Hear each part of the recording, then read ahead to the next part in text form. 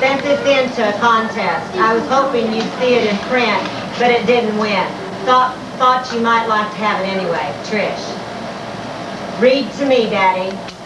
I unconsciously moved a little closer to my dad as we began our ascent up the steep marble steps.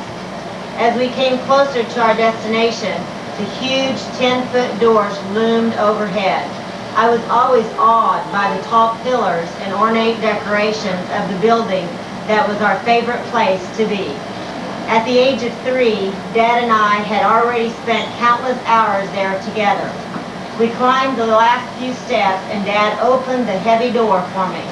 The strange sound of silence and smell of leather greeted us as we stepped together into the library. Dad protectively ushered me into the children's department, got me settled, and took off for the reading room. The children's librarian and I were best friends. By the age of 8, I would win a summer reading contest by reading 387 books in 8 weeks. I was very content to pick out books, look through them, and listen to the librarian read stories. Trish, time to go. What did you pick out? I would excitedly show him and explain the reasons for my choices. He patiently listened, gathered up our things, and took my hand.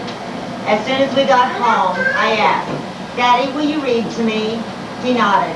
I climbed up into his lap and the adventure began. By the time I started kindergarten, I could read a few words. However, more importantly than that, my dad had given me the love for reading and learning. That love was nurtured and developed over the next few years, and I, surprisingly enough, became an elementary teacher. As my compassion and love for children grew, I completed my master's degree in, you guessed it, reading. In my first classroom was a little boy named Darren. He already had quite the reputation for a third grader. His parents were alcoholics, and Darren was wild. He had already failed third grade 2 times. He was quite the challenge for a first-year teacher, but God wanted him in my classroom. Somehow, Darren and I bonded instantly. He was most definitely ornery. However, even though life had hardened him beyond his years, he still had a spark in his eye. Of course, he was twice the size of all the other children in the class, and they were all a little intimidated by him. How he learned to handle all that rejection was beyond me. But life was about to begin to change for Darren. Our classroom was bright, colorful, and full of attractive centers that encouraged children to learn on their own in any extra free time that they had.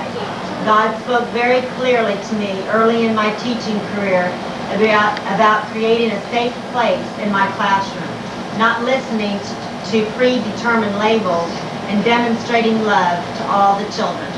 I always hated the first quarter of school when the children would march in, eyes downcast, too intimidated to even venture a guess at a right answer. I tried very hard to create a kinder, more accepting class. I believe this environment helped Darren more than anything. He began little by little to let down his defenses, smile a little, and courageously open his mind to learning again. Darren had a hard time at the beginning, but each small success made his eyes shine a little brighter and he began to really learn. Our school also had a new remedial reading teacher and she was wonderful. She too gave Darren a chance and reinforced all the lessons I taught in my classroom. We worked as a team and Darren blossomed. By the end of the year, this child who had failed third grade 2 times could read 3 levels above his own grade. More than that, Darren's whole countenance and outlook on life had changed. Still ornery, but no longer defiant or sullen. I stood amazed at the change. As a first-year teacher, I was very enthusiastic but very inexperienced.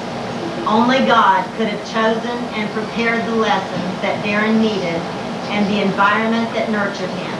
God provided an opportunity for Darren and he thankfully grabbed it. I was awed by God's perfect wisdom. Next came Trina, who really wasn't anything like Darren. She was spunky, energetic, and full of life. I could tell by observing her and listening to her answers that Trina was a bright young lady, yet she struggled in reading.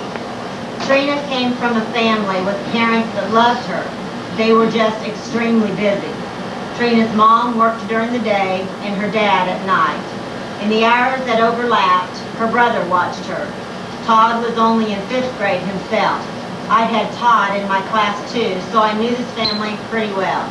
Maybe Trina just didn't have someone to share with. Maybe Trina just didn't have someone to share with when she had a problem. Or maybe Mom and Dad just didn't have the time to help her when she struggled with a certain skill. Whatever the case, reading was a slow and laborious task for Trina.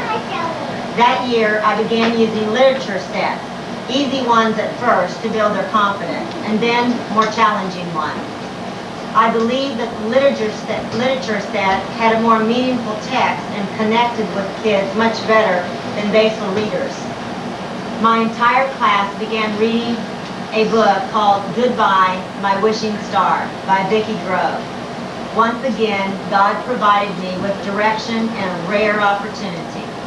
Even though Mrs. Grove was very famous and a Mark Twain Award winner, she lived only a few miles from our school.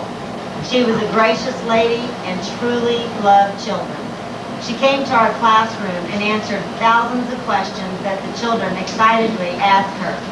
I believe this book began to be very special to Trina that day. In this book, a young girl loses her farm, which has been in the family for generations. Through several events, the heroine realizes that if she has love and her family, she has everything.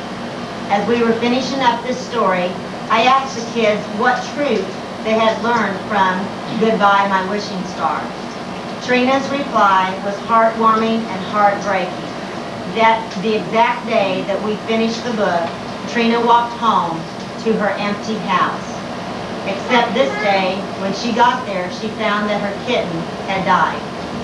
No one was there to comfort or console her. Trina and that kitten had spent many hours together, and it took away much of the loneliness that she felt.